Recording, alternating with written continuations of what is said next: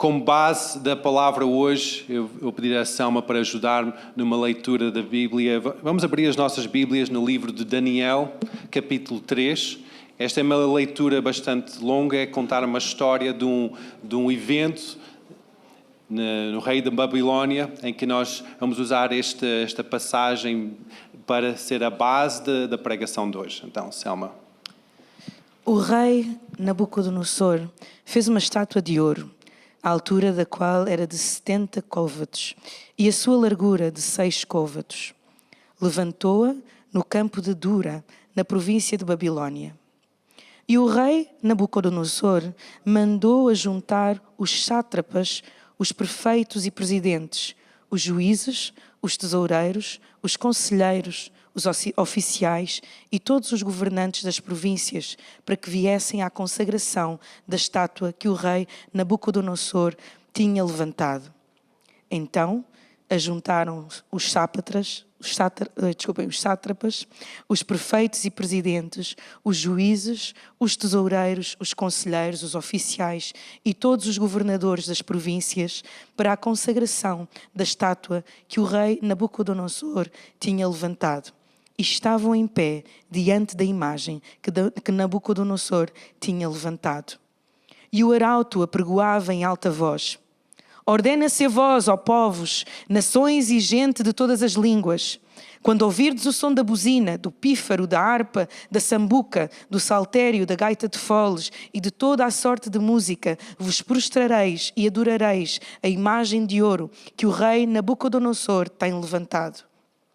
E qualquer que não se prostrar e não adorar será na mesma hora lançado dentro do forno de fogo ardente.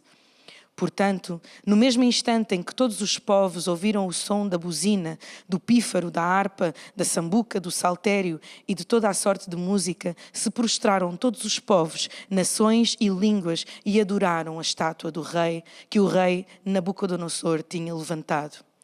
Ora, no mesmo instante se chegaram alguns homens caldeus e acusaram os judeus. E falaram e disseram ao rei Nabucodonosor: Ó rei, vive eternamente. Tu, ó rei, fizeste um decreto pelo qual todo homem que ouvisse o som da buzina, do pífaro, da harpa, da sambuca, do saltério e da gaita de foles e de toda a sorte de música se prostraria e adoraria a estátua de ouro. E qualquer que se não prostrasse e adorasse seria lançado dentro do forno de fogo ardente. Há uns homens judeus que tu constituíste sobre os negócios da província de Babilónia, Sadraque, Mesaque e Abed-nego. Estes homens, ó rei, não fizeram caso de ti. A teus deuses não servem, nem à estátua de ouro que levantaste adoraram. Então Nabucodonosor, com ira e furor, mandou chamar Sadraque, Mesaque e Abed-nego e trouxeram estes homens perante o rei. Falou Nabucodonosor e lhes disse: É de propósito, ó Sadraque, Mesaque e Abed-nego, que vós não servis aos meus deuses, nem adorais a estátua de ouro que levantei? Agora, pois, se estáis pronto, quando ouvirdes o som da buzina, do pífaro, da guitarra, da harpa, do saltério, da gaita de foles e de toda a sorte de música, para vos prostrardes e adorardes a estátua que fiz, bom é. Mas, se a não adorardes, sereis lançados na mesma hora dentro do forno de fogo ardente. E quem é o Deus que vos poderá livrar das minhas mãos? Responderam Sadraque, Mesaque e Abed-nego e disseram ao rei Nabucodonosor: Não necessitamos de te responder sobre este negócio. Eis que o nosso Deus, a quem nós servimos, é que nos pode livrar. Ele nos livrará do forno do fogo ardente e da tua mão, ó rei. E, se não, fica sabendo, ó rei, que não serviremos aos teus deuses, nem adoraremos a estátua de ouro que levantaste. Então Nabucodonosor se encheu de furor e se mudou o aspecto do seu semblante contra Sadraque, Mesaque e Abed-nego. Falou e ordenou que o forno se aquecesse 7 vezes mais do que se costuma aquecer, e ordenou aos homens mais fortes que estavam no seu exército que atassem a Sadraque, Mesaque e Abed-nego para os lançarem no forno do fogo ardente. Então aqueles homens foram atados com as suas capas, seus calções, seus chapéus e seus vestidos e foram lançados dentro do forno do fogo ardente. E, porque a palavra do rei apertava e o forno estava sobremaneira quente, a chama do fogo matou aqueles homens que levantaram a Sadraque, Mesaque e Abednego. E estes 3 homens, Sadraque, Mesaque e Abednego, caíram atados dentro do forno do fogo ardente. Então o rei Nabucodonosor se espantou e se levantou depressa, falou e disse aos seus capitães: não lançámos nós 3 homens atados dentro do fogo? Responderam e disseram ao rei: é verdade, ó rei. Respondeu e disse: eu, porém, vejo 4 homens soltos que andam passeando dentro do fogo. Opa, iPhone may be closed. Ok, desculpem. Eu, porém, vejo 4 homens soltos que andam passeando dentro do fogo e nada há de lesão neles. E o aspecto de 4 é semelhante ao filho dos deuses. Então se chegou Nabucodonosor à porta do forno do fogo ardente, falou e disse: Sadraque, Mesaque e Abednego, servos de Deus Altíssimo, saí e vinde. Então Sadraque, Mesaque e Abednego saíram do meio do fogo e ajuntaram-se aos sátrapas, os prefeitos e os presidentes e os capitães do rei, contemplando estes homens, e viram que o fogo não tinha tido poder algum sobre os seus corpos, nem um só cabelo da sua cabeça se tinha queimado, nem as suas capas se mudaram, nem cheiro de fogo tinha passado sobre eles. Falou Nabucodonosor e disse: bendito seja o Deus de Sadraque, Mesaque e Abednego, que enviou o seu anjo e livrou os seus servos que confiaram nele, pois não quiseram cumprir a palavra do rei, preferindo entregar os seus corpos para que não servissem nem adorassem algum outro Deus, senão o seu Deus. Por mim, pois, é feito um decreto pelo qual todo o povo, nação e língua que disser blasfémia contra o Deus de Sadraque, Mesaque e Abednego seja despedaçado e as suas casas sejam feitas um monturo, porquanto não há outro Deus que possa livrar como este. Amém. Obrigado. Esta é a palavra do Senhor. Amém. Esta história se passa no reino da Babilónia, que era um reino na atual zona geográfica, hoje em dia de Iraque, aquela zona de Meio Oriente. Em termos de tempo, passa 600 anos, mais ou menos, antes da vinda de Cristo à Terra, em que a razão pelo qual o povo estava nesta zona da Babilónia é porque o povo, dentro da sua terra de Israel, junto ao mar Mediterrâneo, se desviou do caminho de Deus e Deus permitiu que o reino de Babilónia, um império enorme, poderoso, governado por este rei Nabucodonosor, varresse toda aquela zona, tomando cativo todos os povos, matando imensa gente, destruindo as cidades. Neste momento, Jerusalém está completamente destruído, o templo está destruído, o povo de Israel está espalhado por todo o lado. Somente os melhores de cada povo foram trazidos para a capital da Babilónia para serem treinados nos costumes babilónicos. Somente os melhores, os mais inteligentes, mais formosos, mais bem preparados, e eles começaram um percurso de treinamento em todos os costumes babilónicos, todas as maneiras babilónicas de agir, a língua babilónica, e começaram a se destacar. Este é o 3º capítulo do livro de Daniel. No primeiro e o 2º capítulo explica esta história de este povo ser levado de cativeiro para a Babilónia e 4 homens serem destacados pela sua integridade e como buscava o Deus único, o Deus de Israel, mesmo no meio de Babilónia. Esta história de capítulo 3 explica um evento que aconteceu em que o rei da Babilónia queria unificar todo o Império Babilónico de uma só forma. E a forma que ele viu que a forma ideal para unificar todo este império é criar somente uma adoração, um Deus. Uma forma, porque cada povo tinha uma forma diferente. A forma dos judeus era o Deus de Abraão, Isaac e Jacó. Um só Deus era a forma que eles cultuavam, mas nos povos ao lado eles tinham vários deuses. Eles tinham Baal, tinham Astarote, tinham vários deuses, eram politeístas. Somente o povo de Israel era monoteísta, tinha só um Deus. Quando o rei da Babilónia, lembra-se, eu quero unificar este império, então vou unificar a sua adoração, porque isto é uma grande confusão. Cada um está a adorar, criar altares, criar templos, criar formas de cultuar o seu próprio Deus. Então eu vou fazer algo diferente. Ele cria esta estátua.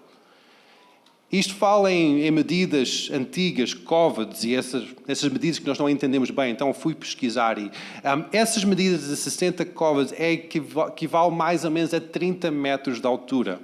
6 covedes é 3 metros de largura. Então nós podemos ver que talvez era mais ou menos o tamanho da estátua Cristo Rei aqui no Tejo. Não sei quem passou por esta estátua quando estava a vir para a igreja hoje de manhã, mas a estátua de Cristo Rei é praticamente 30 metros de altura, é a estátua que o rei construiu neste vale para haver adoração unida de todo o seu império. Então nós vemos que o tamanho desta estátua não é uma estátua pequenina, não era uma estátua pequena, assim, se nós podemos transportar facilmente, era uma estrutura de 30 metros de altura. Este prédio aqui que nós estamos no 3º piso, eu acho que nem este prédio tem 30 metros de altura. Mas esta estátua que ele construiu tinha 30 metros de altura. Num planície, num vale, dava para ver de todo o lado. E quando o rei disse, ok, agora vou ordenar que quando estes músicos tocam e o arauto declara, todo o mundo, todas as nações que estão aqui representadas neste vale, são obrigadas a adorar, a ajoelhar, a prostrarem-se e a adoração a esta estátua que era basicamente à sua pessoa. Então era para ser uma adoração a ele e a quem ele era. Isto entrava em conflito com toda a gente, porque se havia várias culturas ali representadas, cada cultura estava a ser confrontada com esta adoração mandatória de uma estátua só.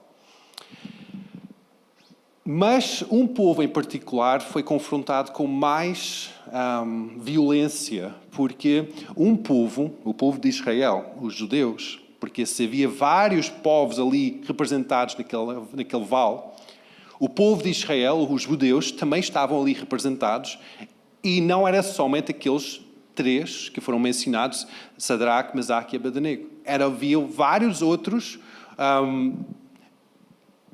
judeus ali representados naquele vale. Porquê que isto entrou em tanto conflito com o povo judeu e muito mais do que em outro povo qualquer? Porque o primeiro mandamento que Deus deu ao povo judeu, na lista dos 10 mandamentos dados a Moisés, que era aqueles mandamentos de ouro, era aquilo que até os 10 mandamentos foram colocados dentro da Arca da Aliança, no lugar santo dos santos, era venerado como a lei supremo. O primeiro mandamento fala acerca de um Deus único. O primeiro mandamento diz assim, não terás outros deuses diante de mim. Esse era o primeiro mandamento. Depois vinha o resto dos 9 mandamentos. Então, para este povo judeu, o facto de ter que desviar a sua adoração de um só Deus para uma estátua edificada num povo estranho, que para eles eram pagãos, era alguém desprezável, é que eles não queriam nada saber com esse outro povo, era algo que trazia muito confronto, muito desprezo para quem que eles eram. Eles se sentiram muito confrontados com isto. No entanto, ao ler esta história, nós apercebemos que quando os músicos começam a tocar, o que é que aconteceu? Toda a gente se prostrou em adoração. Em que depois os servos do rei estavam a avistar toda a gente, ver se estavam todos de joelhos no chão, prostrados perante esta estátua. Eles viram 3 homens, apenas 3 homens. Cenaval imenso, cheio de gente, talvez havia lá dezenas de milhares de pessoas, todas prostradas em adoração, com medo de serem mortos, em obediência à autoridade que estava sobre a sua vida. 3 jovens. É interessante que eram jovens, não eram homens, não eram aqueles homens já formados com barba grande, não. Eram jovens. 3 jovens. Destacaram porque todo o resto estavam deitados, estavam ajoelhados no chão em adoração a esta estátua. 3 jovens estavam de pé. Estavam a se dizer: eu não vou me prostrar perante este Deus, porque não é o único Deus. Eles tinham a coragem para mostrar a sua fé. Agora, talvez isto é um pouco fora da nossa realidade hoje em dia, porque nós não, por norma, nós não temos estátuas que nós trazemos connosco para fazer um altar e joelharmos e queimarmos incenso e adorar. Talvez nós não temos esse hábito. Talvez isso é fora da nossa realidade moderna de um Deus. Naquela altura isso era normal, porque o povo não tinha entendimento vasto do mundo, então eles pensavam que havia deuses que controlavam os céus e a terra, as nuvens, a agricultura, controlavam tudo. Então eles faziam estátuas por todo o lado, por isso que eram politeístas, tinham vários deuses em que eles cultuavam e oravam para esses deuses, queriam sacrifícios para esses deuses. Nós vimos isso na mitologia grega, na mitologia romana, em que havia vários altares, vários deuses. Se vocês vão para Roma, vão para Grécia, para Atenas, vocês podem ver que ainda hoje há restos daquelas estátuas. Os filmes estão cheios daqueles relatos da mitologia, dos deuses que foram adorados. E quanto mais adoração, mais que eles sentiam que aquele Deus tinha poder. Hoje em dia, talvez nós não temos essa realidade, porque é um mundo moderno, então nós não temos muito essa realidade. Então temos que identificar o que é um Deus e o que é adoração.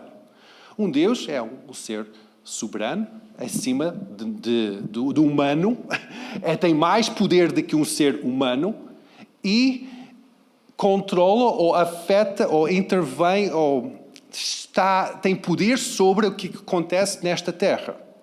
Por isso que é um Deus, não é? É alguém sobre-humano.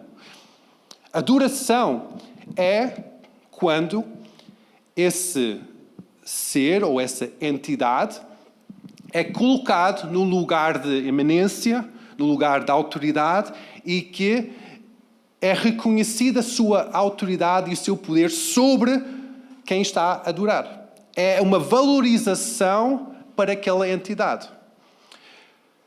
Por isso que quando Deus disse: não terás outros deuses, não adorarás outros deuses, diz que não coloques outras coisas no lugar de o poderoso Deus, o Criador dos céus e da terra, e também não encurvas perante outros seres sem ser Deus único, o Deus de Abraão, Isaque e Jacó, o Deus de Israel.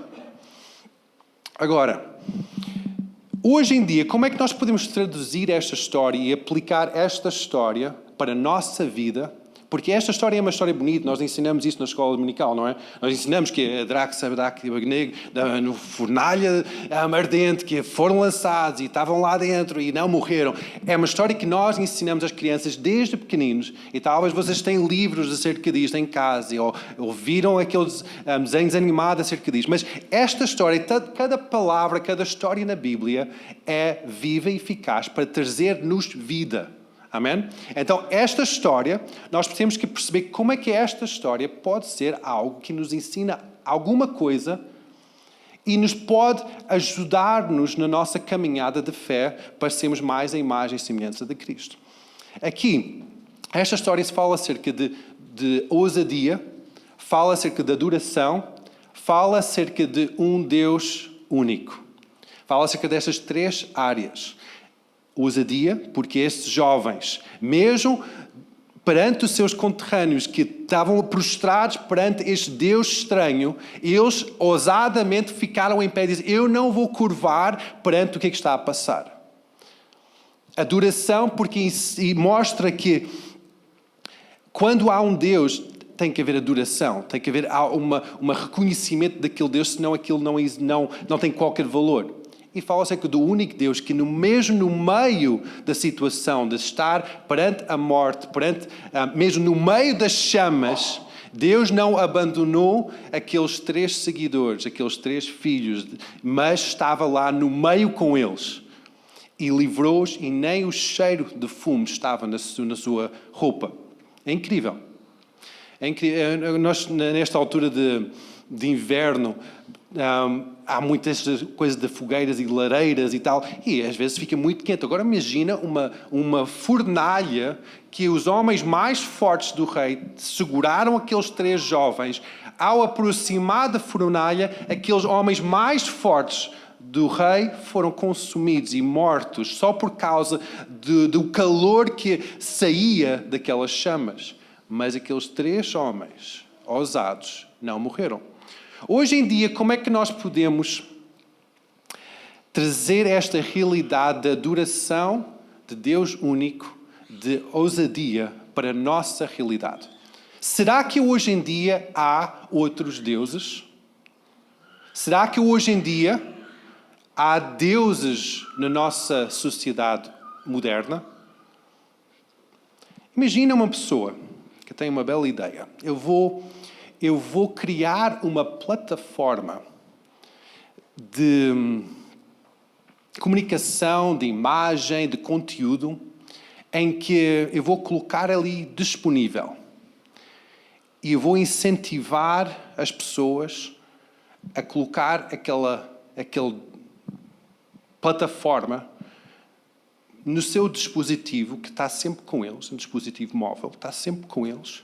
Eles podem estar sempre encurvados perante ver os conteúdos que se passam aí. Imagina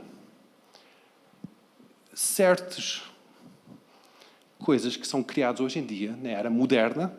Não estou a dizer que aquilo que é criado, as plataformas, as redes, as entidades, celebridades, bandas, entidades esportivas. Eu não estou a dizer que isso é mau, mas hoje em dia, o que eu vejo é que talvez não há estátuas de 30 metros em que milhares de pessoas estão-se a curvar, a adorar, mas talvez há algumas plataformas em que há centenas de milhões de pessoas encurvando-se, passado horas e horas perante, em trazer adoração, em vez de estar a passar horas na leitura da palavra, ou em oração, ou em adoração ao Deus único. Talvez, em vez de estátuas, há bandas musicais em que pessoas estão-se a encurvar, prostrar, adorar, criar como o centro das suas vidas, tirando o lugar do Deus único, da sua palavra e da sua vontade. Talvez. Não há aquela estátua de 30 metros de altura, mas há muitas estátuas hoje em dia. Há muitos deuses hoje em dia. Que mesmo nós, agora usando o exemplo do povo de Israel, levando para uma terra estranha, nós somos o povo de Deus numa terra estranha. Nós somos um povo de Deus, Nós somos filhos de Deus e habitamos dentro desta terra. Nós ainda não estamos no céu, então estamos numa terra estranha. Somos cidadãos do céu, mas habitamos aqui nesta terra. Então estamos numa terra estranha, tal como o povo de Israel, habitando na terra de Babilônia.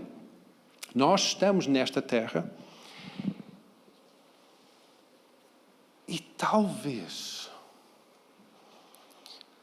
há muitas pessoas do povo escolhido de Deus que quando é tocada a corneta, quando a guitarra é tocada, quando o tambor é tocado, quando está a dar aquele som, é hora de dedicar às redes, é hora de dedicar ao festival, é hora de dedicar a isto, aquilo e aquilo outro. Não há um pensamento duas vezes. Não, eu vou me dedicar a isso. Em detrimento, muitas vezes, da palavra de Deus, muitas vezes em detrimento da congregação, em adoração, muitas vezes em detrimento da oração. Porque quando as forças deste mundo puxam a nossa atenção, os governantes celestiais, não do céu de Deus, mas celestiais em termos diabólicos, puxam a atenção, puxam a nossa adoração, quase nos obriga, tu vais fazer isto, porque é hora de fazer isto. Nós não pensamos duas vezes. Muitas vezes, mesmo nós, como povo de Deus, não pensa duas vezes. Agarra logo, é hora do scroll, é hora dos vídeos, é hora disto, é hora daquilo, porque está a dar a hora. E nós estamos tão vidrados, porque estamos numa cultura que tem já muitos deuses, em que nós não nos apercebemos, porque nós só pensamos que isto é uma história tão bonita e fala só acerca de estátuas e imagens e coisas quase alegóricas, mas temos que agarrar nesta história e trazer isso para a nossa vida, senão esta história não passa no conto, tal como nós vemos nos contos de mitologia ou que nós contamos às crianças. Isto tem que ser vida para nós. E a vida que é trazida nesta história é que mesmo hoje em dia, nós temos uma cultura que está a puxar a nossa adoração. Está-se a colocar como um Deus perante nós. Em que nós temos que nos firmar, mesmo que todo o resto do mundo à nossa volta, mesmo os nossos supostamente irmãos na fé, estão a curvar-se perante outros deuses. Nós temos que ser ousados, tal como Sadraque, Mesaque e Abednego, e dizer, não, eu não. Eu não. Isso confronta-me. Isso confronta-me. Não sei se confronta vocês, mas isso confronta-me. Porque eu posso dizer, ok, talvez em muitas situações houve o sinal, a trompeta tocou e eu não agarrei nisto. Mas agarrei nisto. Não agarrei nisto. Mas fui para o estádio. Não agarrei nisto, mas ouvi uma boa música. Liguei a televisão. Não agarrei nisto, mas coloquei outros deuses no lugar de o único Deus. Um dos nossos fundamentos como cristãos é que há um só Deus. Isso é fundamental para nós sermos cristãos, nós sermos monoteístas. Nós não podemos ter outros deuses. Não pode haver um compromisso com a nossa adoração, com as outras vozes, com as outras entidades que circulam por aí. Não pode haver. Nós temos de ser um povo consagrado a um só Deus. Agora, isso é algo que muitas vezes não se fala muito, desta consagração, desta unificação, ou de sermos, temos somente uma adoração. Porque muitas vezes nós queremos ser relevantes. E a sermos relevantes muitas vezes leva-nos a um lugar de compromisso, comprometendo os nossos valores, para nós sermos mais aceitos por quem está à nossa volta. Se aqueles 3 homens tivessem dobrado os seus joelhos, Dada a adoração que o rei estava a exigir, estava tudo bem. Havia paz no reino, havia uma unificação do reino da Babilônia, numa só adoração ao rei, perante aquela estátua edificada no vale. Havia paz. As várias culturas, a cultura grega, a cultura romana, principalmente a romana, quando levantou-se um César, um rei, sobre todo o império, exigia que fosse chamado como Deus e que houvesse adoração ao César. E qualquer reino que se levanta exige uma adoração. Quando levanta hoje em dia, nosso tempo moderno, nós talvez não temos essa forma tão fácil de colocar que a adoração é esta forma, mas nós temos que analisar a nossa vida e ver o que é que nós estamos a dedicar valor, o que é que nós estamos a atribuir valor, o que é que nós estamos a atribuir tempo, o que é que nós estamos a atribuir recurso, o que é que ocupa a nossa mente, o que é que ocupa o nosso tempo. É isso que nós estamos a adorar. Quando Deus diz, ama-me com todo o teu corpo, alma e espírito, Ele está a dizer, ocupa todo o teu ser com adoração à minha presença, à minha pessoa. Com todas as vossas emoções, os vossos pensamentos, o teu corpo. Por isso que é tão importante nós jejuarmos, porque nós estamos a dizer, com este corpo eu vou sacrificar o desejo de comer e vou dar esse desejo de comer a Deus. E por isso que é tão importante jejuar comida, porque nós estamos a sacrificar o nosso corpo. É tão importante levantar da cama e orar, porque nós estamos a dizer, mesmo que eu quero ficar na cama, eu vou dedicar este tempo de descanso ao Senhor para orar. São coisas que nós adoramos a Deus com este corpo físico. Nós pensamos que, ok, o espírito é separado, é santo, é salvo, mas este corpo vai para o pó, então quero lá saber deste corpo, porque não vou cuidar do meu corpo, não vou dedicar tempo ao meu corpo, não vou nem adorar a Deus com o meu corpo, porque nós pensamos, este corpo vai ficar aqui. Mas o salmista diz que tudo tem fôlego, louva ao Senhor, e com tudo que há em nós, devemos louvar ao Senhor, adorar ao Senhor. Então tudo que está em nós, mas eu sou uma pessoa muito conservadora, eu não gosto de levantar as mãos, não gosto de exibir minha emoção.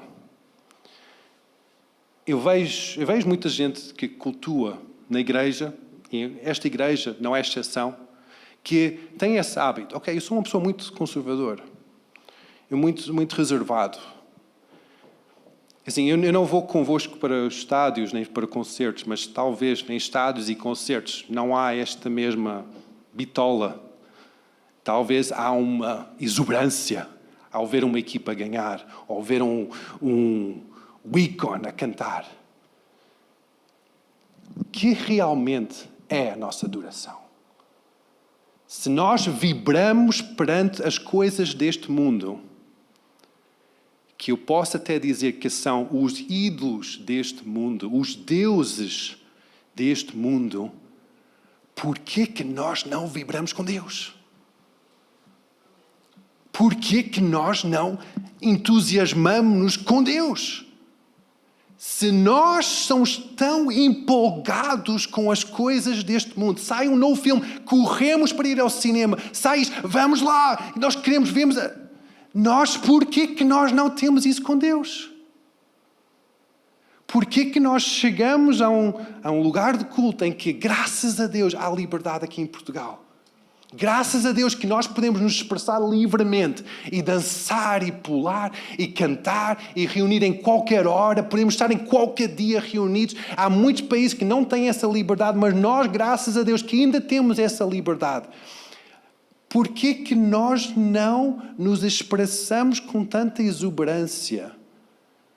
Ou nós estamos tão envolvidos na adoração a Deus como estamos envolvidos na adoração a uma rede social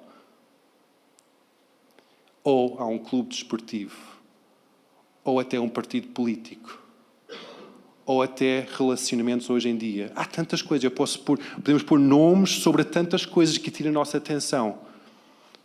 Jesus próprio disse, se nós não temos a coragem de dizer não a pai e a mãe, a filho e filha, nós não somos dignos de ser chamados seus discípulos. Jesus próprio, no meio da altura da graça, que nós dizemos que é a graça, é uma altura do amor de Deus, Jesus próprio exigiu uma consagração a Ele, mesmo em detrimento de coisas boas desta terra, que é relacionamentos conjugais, familiares, afazeres, responsabilidades.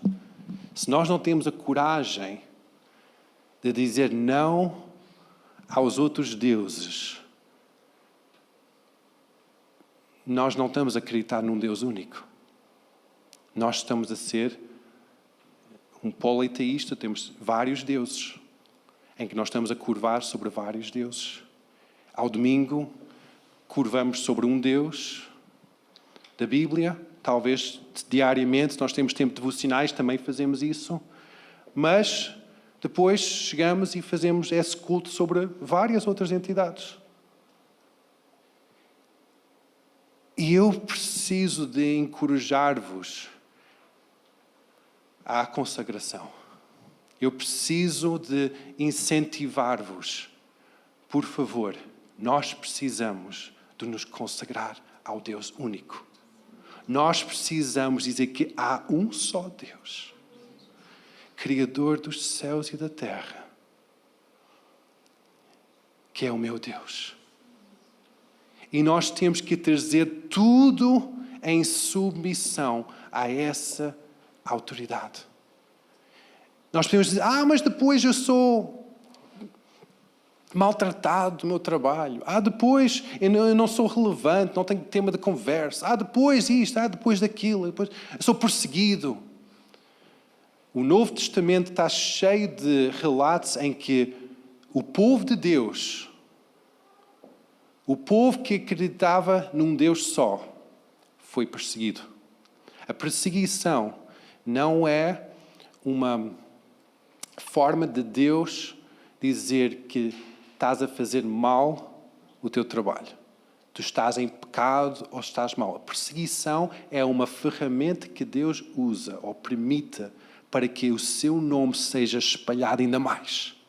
Vimos isso na primeira igreja. Houve perseguição em Jerusalém. O que levou? Que a igreja espalhasse pela Judeia, pela Samaria, pelos confins da terra por causa da perseguição.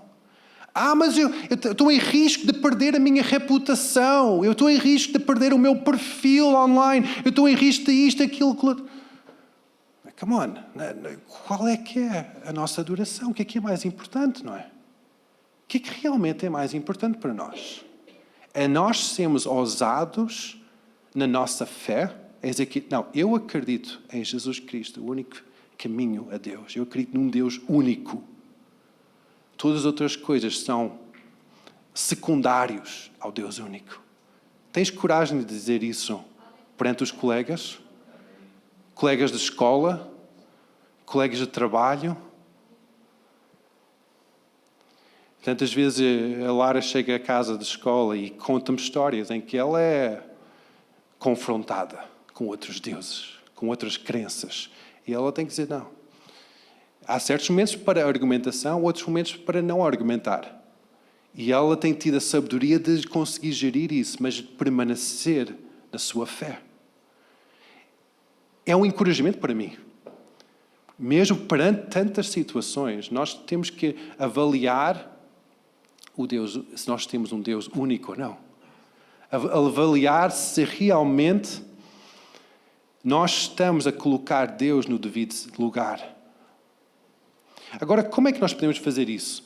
A forma no Novo Testamento em que Deus deu capacidade aos seus seguidores a terem ousadia foi de não somente nesta história, nós vimos que havia uma quarta pessoa no meio das chamas, em que diz que era o filho dos deuses, ou vários teólogos dizem que era o próprio Jesus, ali no meio das chamas, no meio da fornalha, junto com o Sadraque, Mesaque e Abednego. Pessoas dizem isso, que é o próprio Jesus que estava ali no meio. Agora, Nós não temos Jesus aqui conosco.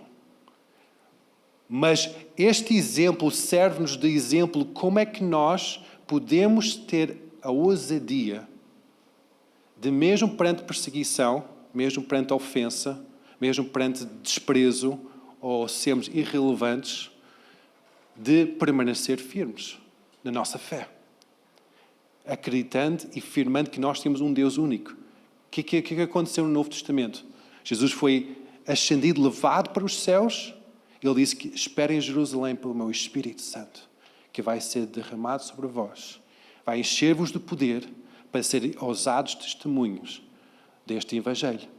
Então, o poder do Espírito Santo não é aquele poder somente de dizer, ok, é um poder que faz-nos rir ou tremer. Não, é um poder para nós sermos ousados. É um poder para nós termos o próprio Jesus, a própria presença de Deus conosco no meio de cada situação. O Espírito Santo não é somente uma nuvem que anda por aí, um espírito, uma fantasma que anda por aí. Não. O Espírito Santo é o próprio Deus que não está, dizer que não está aqui no meio, à volta de nós, mas está dentro de nós. Quando tu estás no meio daquelas chamas do teu trabalho, aquilo começa a aquecer e só apetece é não dedicar a minha integridade a Deus e dizer disparates e fazer disparates. O Espírito Santo, Deus sempre presente, está dentro de ti. E nós podemos ter essa ousadia de permanecer firmes na nossa fé, porque nós temos o Espírito Santo dentro de nós. Agora pode dizer, mas como é que eu sei que eu tenho o Espírito Santo dentro de mim? Como é que eu posso receber esse Espírito Santo dentro de mim? Primeiro tens que abrir a porta do teu coração. E dizer, Deus, eu reconheço que Tu és o Deus único. Em Apocalipse diz que Jesus está à porta, a bater na porta do nosso coração. A querer que nós entramos. A querer que nós abrimos a porta do nosso coração para que Ele possa entrar na nossa vida e ter comunhão, ter um relacionamento connosco. Então, o primeiro passo para tu conseguires ter essa ousadia de poder ficar firmes, primeiro tens que abrir a tua vida a Deus. Tens que ouvir que Deus quer fazer parte da tua realidade. Tens que abrir a porta da tua vida. Deus, eu creio em Ti, que Tu existes, que Tu és o único Deus. Vem, habita em mim. E depois, quando vem esse momento em que Deus está em ti, habitando em ti, mas mesmo assim Deus quer revestir-te de poder para seres um testemunho eficaz do reino de Deus, tu precisas de uma capacitação sobrenatural do Espírito Santo. Então, o segundo passo é clamar que o Espírito Santo vem sobre a tua vida. Não somente enche a tua vida, mas vem sobre a tua vida com poder. E vais sentir o poder de Deus. Vais sentir o poder de Deus. Tantas vezes acontece isso na minha vida. Esta semana mesmo, eu estava a ir, apanhei um Uber para ir para a estação de comboios. E estava no Uber, entrei no Uber e estava a olhar para da Lara estava ao meu lado, estava a olhar para o condutor. E logo Deus começou a contender com o meu coração. Eu não sabia o que ia dizer, não sabia de nada. Mas Deus começou a contender o meu coração. Comecei a meter conversa com o homem. Então, onde é que tu és? Quanto tempo estás cá em Portugal? Falava bem português, era um colombiano. Né? Conversa para trás para frente. Tenho vários amigos de Colômbia. É um país bonito, pessoas simpáticas. Quebrar aquele gelo, trazendo amor, afirmação ao homem. Então. E depois disse não. E comecei a ministrar esperança, abençoar o homem com o poder do Espírito Santo. Eu podia ter ficado no meu telemóvel, somente fazer as minhas cenas, mandar as minhas mensagens, esperar a chegar até Carcavelos e passar o tempo que é normal fazer. Mas Deus, que habita cá dentro, começou a contender com o meu coração, começou a dizer, não, tu tens que falar com este homem. Começa a abordar conversa, tu sabes fazer isso. Começa a ser simpático, começa a perguntar onde é que ele é. Coisas que tu sabes fazer. E eu vou guiar o resto. Quando eu estava a sair daquele Uber, é que o Senhor disse, olha, Muito obrigado. Não sabes quanto é que eu precisava de ouvir essas palavras. Deus estava a falar através da tua vida. Obrigado porque eu estou confiado, eu confio que Deus está comigo. E que as tuas palavras serviram de grande encorajamento para a minha vida. Provavelmente aquele homem já tem algum nível de fé, alguma compreensão acerca de Deus. Talvez Deus usou aquele momento para despontar a sua fé ainda mais, para ministrar o amor de Deus à sua vida. Eu não sei porque provavelmente nunca mais vou ter contato com esse homem. Mas o Espírito Santo que está dentro de mim contendeu comigo. O Espírito Santo que está sobre mim encheu-me de ousadia para não ficar somente conforme à rotina deste mundo, mas de demonstrar a minha fé e declarar bênção sobre aquele homem, trazendo o reino de Deus, que é justiça, paz, amor, esperança à vida daquele homem. E aquele homem foi tocado com a presença de Deus. Nós precisamos de entender os princípios da Bíblia, mas trazer esses princípios à nossa realidade moderna e dizer, ok, como é que isto traduz a minha vida? Como é que isto traduz a minha vivência? E nós precisamos ser realmente seguidores de um Deus único. Seguidores de Deus Todo-Poderoso. Com Ele não há impossíveis. Mesmo que nós estamos no meio de uma fornalha, Ele está connosco. Mesmo que nós morramos, nós vamos estar com Ele na glória. Nos anos 1960 e 70, quando a União Soviética estava em expansão e estava a ter... Eles queriam trazer o comunismo para todos os povos à volta e agregar. Havia um momento em que o líder naquela altura disse que o povo mais difícil de converter ao comunismo ou de eliminar a sua fé são os cristãos. E depois o jornalista estava a perguntar, mas porquê? Porque os cristãos não têm medo de morrer. Não têm medo de sofrer. Porque eles têm aquele entendimento que quando estão mortos, estão vivos com Deus na eternidade. Se eles estão a sofrer é porque eles estão a ser honrados por Deus para sofrer, para ser perseguido. É uma honra para eles. Então é o povo mais difícil de se eliminar. Mas hoje em dia, depois de 50 e tal anos, eu vejo que o povo de Deus, por muito, talvez a maior parte, eu espero bem que não, mas muito do povo de Deus hoje em dia está a ser diluído com outros deuses, em que é fácil curvar perante outras entidades, porque apela mais, e há adoração para isso, há adoração para isto, aquilo, já falamos sobre isso. Agora, nós temos que ter coragem como um cristão verdadeiro de sermos firmes na nossa fé, de sermos ousados perante a perseguição, perante a rejeição, e sermos cheios do poder do Espírito Santo. Tu não sabes quanto vale uma palavra cheia do amor de Deus na vida de alguém. Aquela palavra tão banal. Eu não sei qual efeito é que aquilo teve naquele homem, mas eu sei, só para a reação dele, que teve algum efeito positivo. Eu não sei qual mais Deus vai trazer o crescimento para essa semente que eu coloquei. Mas cada oportunidade que nós temos aqui na Terra é para trazer a glória de Deus. É para trazer o reino de Deus a ser espalhado por todo lado. Então, ao terminar hoje, vamos pensar acerca disso. Vamos pensar acerca de...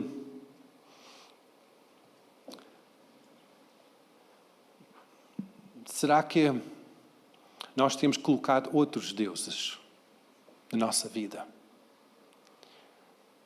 Será que nós temos uma casa cheia de deuses? Talvez não fisicamente, com estátuas e incenso e sacrifícios e altares. Talvez não isso. Antigamente era assim, havia estátuas para cada entidade. Talvez hoje em dia, na tua casa, não há isso. Mas pensa na tua vida. a forma que tu geres o teu tempo, a forma que tu geres o teu talento, as tuas capacidades, a forma que tu investes o tesouro da tua vida, o teu dinheiro, os teus recursos. Quem é o teu Deus? Se ao ouvir esta pergunta, há uma certa convicção no teu coração que talvez Deus tenha misericórdia de mim. Eu tenho levantado altares. Eu tenho me prostrado perante ídolos. Eu tenho feito outros deuses. E tu não tens sido o Deus único da minha vida. Hoje de manhã clama pelo perdão de Deus. Diz: Deus, perdoa-me. Consagra-te perante o Senhor. Diz: Deus, perdoa-me. Limpa a minha adoração para que seja única, unicamente para ti. Eu só quero adorar-te. Adoração não tem nada a ver com música. A música ajuda no processo. Mas tem a ver com a consagração do teu coração. Há um só Deus. Um único Deus. Deus quer a tua adoração perfeita, simples, que vem do teu coração sincero para Ele. Ele não quer misturas. Ele quer ser o único. Por isso que Ele exige uma consagração. Um libertar dos outros deuses. E diz: Deus, Tu és o meu único Deus. Então vamos responder nesse sentido. Se esse é o teu desejo, só fecha os teus olhos onde tu estás. E diz: Espírito Santo, perdoa-me, Senhor. Deus, perdoa-me, porque eu tenho colocado outros deuses no teu lugar. Eu tenho colocado afazeres, pessoas, entidades. E eu tenho curvado a minha vida perante isso, Senhor. Perante essas pessoas, perante aquelas coisas, perante essas atividades. Perdoa-me, Senhor. Faz essa oração onde tu estás. E confessa o que neste momento está a surgir na tua mente, que é o Espírito Santo que está-te a convencer, está a colocar essas imagens, esse tempo, essas atividades. Ele está a trazer isso à luz agora. É o Espírito Santo que está a falar contigo. Então, confessa isto. Diz: ok, obrigado, Espírito Santo, porque tu estás a revelar isso. Obrigado porque tu estás a mostrar essas áreas na minha vida e com humildade no teu coração. E dizer: perdoa-me por isso. Limpa o meu coração. Depois de reconheceres Deus como o Deus único, tu precisas de consagração e livrar-te dos outros deuses. Não significa que tu tens que mudar para um lugar isolado, estar fora de tudo, mas precisa haver uma consagração. Não significa que tens que agora eliminar os teus perfis nas redes sociais. Não, mas tem que haver uma consagração. Tens que eliminar as outras vozes que tiram a tua adoração. Talvez vais ter que ter uma temporada de: eu não vou estar com a tecnologia, eu vou eliminar. Talvez vais ter que ter uma temporada de não assistir coisas, não ir para sítios, para eliminar aquele puxar no teu coração para adoração.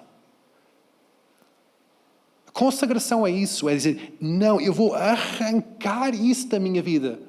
Eu vou tomar um passo nessa direção, mas isso requer depois áreas práticas. Quando eu vejo que uma rede social está a começar a gastar tempos e tempos somente a ver aquilo, o que é que eu faço? Eu agarro naquilo, clico durante algum tempo, aparece um sinal: apagar aplicativo. Eu clico: apagar aplicativo. Tchau, bye bye. Durante alguns meses eu saio fora daquele aplicativo. Isso é consagração. Não é para minha glória, mas é uma forma que eu pratico, de uma forma prática, digo não àquilo que puxa o meu tempo e o meu afeto e a minha adoração. Há coisas práticas na tua vida que tu podes fazer isso também. Podes dizer: não, eu vou apagar isso. Eu vou fazer isto, eu vou deixar de seguir estas coisas. Há tantas coisas que tu podes fazer na tua vida, está ao teu alcance, que vai demonstrar o nível de consagração que tu estás a fazer hoje. Eu acredito que quase todos hoje aqui houve um momento sincero do vosso coração, há uns minutos atrás, em que houve uma consagração. Houve uma confissão e uma consagração. Agora, isso tem que ser visto em áreas práticas da tua vida, porque quando sais daqui, o que é que vai acontecer? Novamente vais receber um montão de coisas, a tocar as cornetas de adoração. É hora de adorar, é hora de prestar, é hora de fazer, é hora disto, é hora daquilo. Tu tens o poder nas tuas mãos de dizer não. Hoje não é hora disso. Agora não é hora disso. Agora é hora de orar. Agora é hora de adorar. Agora é hora de buscar a presença de Deus. Tu tens esse poder nas tuas mãos. Amém? Quem tem esse poder? Amém. Algumas pessoas têm. Todos têm. Eu não tenho o poder para ti. Eu posso incentivar-te, eu posso picar-te, eu posso fazer alguma ajuda, mas eu não posso dizer não. Eu não posso dizer, eu não vou olhar para isso, eu não vou fazer isso, eu não vou ser fã dessa forma. Eu não posso fazer isso para ti. Só tu podes dizer não. E só tu podes dizer sim. Amém? Então, já houve esses passos de... Tu já abriste a porta do teu coração, já consagraste para o Senhor, já houve situações na tua vida em que a tua mente foi despontada por situações na tua vida diária que vais ter que tomar uma decisão que demonstra que Deus é o Deus único na tua vida. Amém? Alguém já conseguiu identificar áreas na tua vida que são áreas em que tem que tirar fora? Sim? Alguém? Algumas pessoas não têm coragem, mas pronto. Eu sei que o Espírito Santo falou com as vossas vidas. Agora, o próximo e último passo de hoje,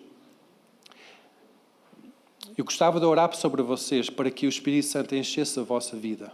Não somente enchesse de uma forma de salvação, que eu creio que quase todos aqui têm esse momento em que o Espírito Santo está a habitar no vosso coração, em que vocês são salvos, mas que precisam de ter a ousadia, precisam ser revestidos pelo poder de Deus, para serem ousados.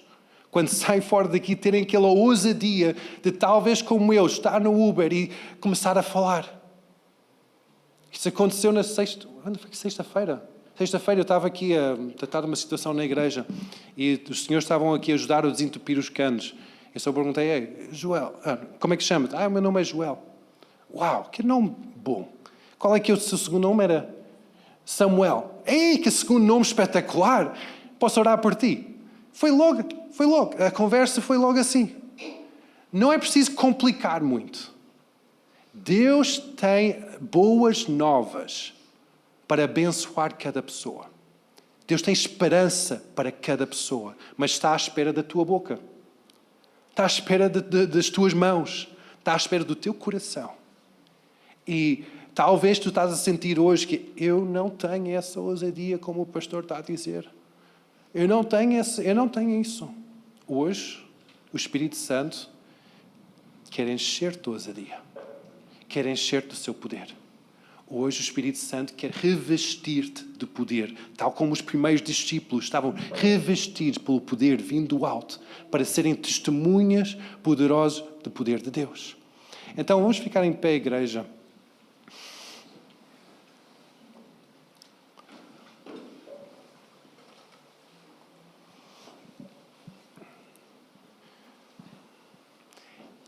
Vamos entrar num tempo de adoração, mas mais em oração.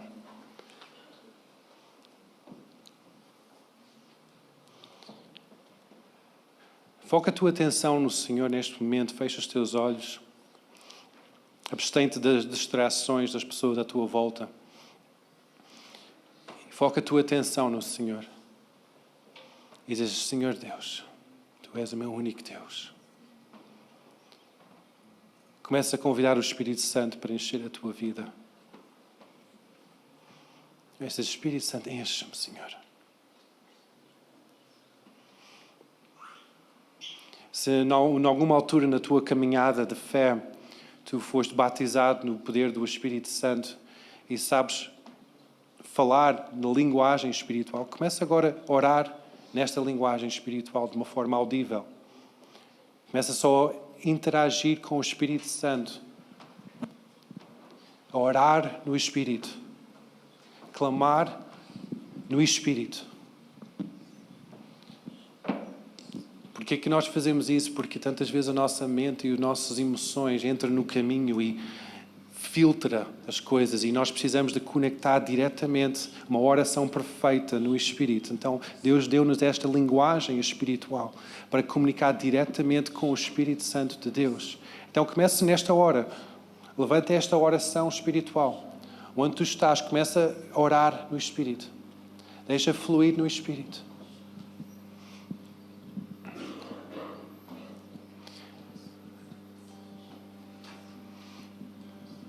Se hoje de manhã tu estás aqui e não foste alguma vez cheio do Espírito Santo, não foste batizado pelo poder do Espírito Santo, não foste entregue a essa linguagem espiritual e não recebeste esse poder do Espírito Santo, e se é do teu desejo hoje de manhã de receber esse poder do Espírito Santo,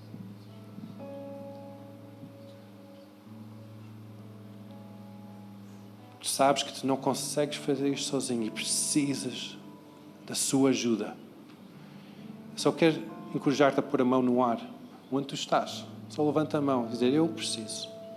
Isso nunca aconteceu comigo na minha caminhada e eu quero isso na minha vida. Só demonstra esse desejo. Coloca só a mão no ar. Coloca um pouco mais alto, se faz favor, só para poder ver. Algumas pessoas à tua volta vão chegar e vão orar por ti. Vão orar por ti. Há aqui uma senhora deste lado. Há aqui uma senhora no meio. Aqui outra senhora ali daquele lado. Por favor, equipa, podem se deslocar e começar a orar para estas pessoas. Mantenha a mão no ar, só dizer, eu quero receber o poder do Espírito Santo. Eu quero receber o poder do Espírito Santo. Mantenha a mão no ar, mantenha a mão no ar e dizer que eu quero receber o poder do Espírito Santo.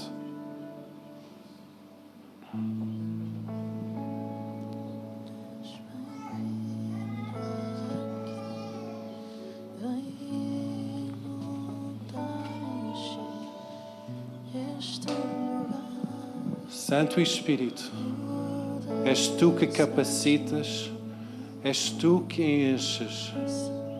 Espírito Santo, eu oro, Senhor, que tu venhas sobre cada pessoa. Mildred, podes ajudar também. Liga-me o Senhor daquele lado. Guida, podes ajudar também. Aqui uma outra senhora.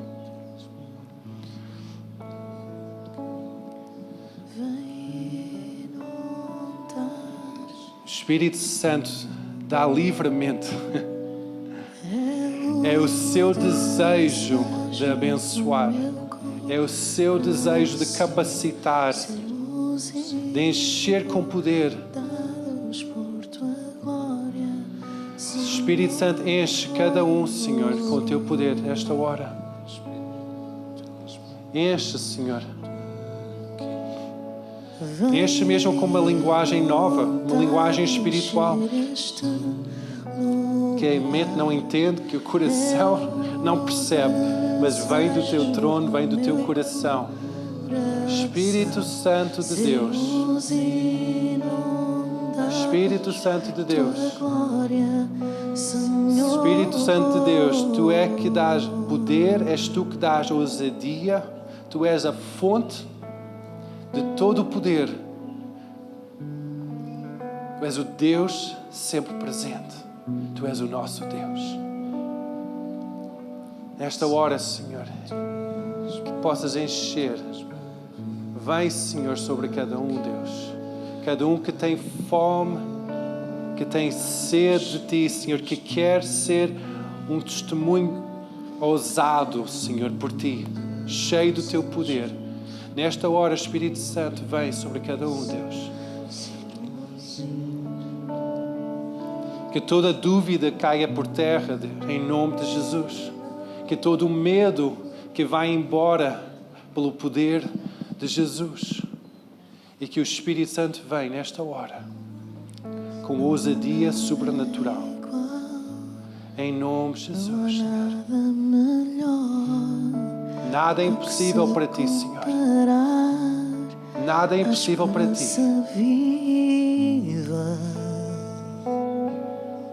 Entre em adoração nesta hora. Entre em adoração.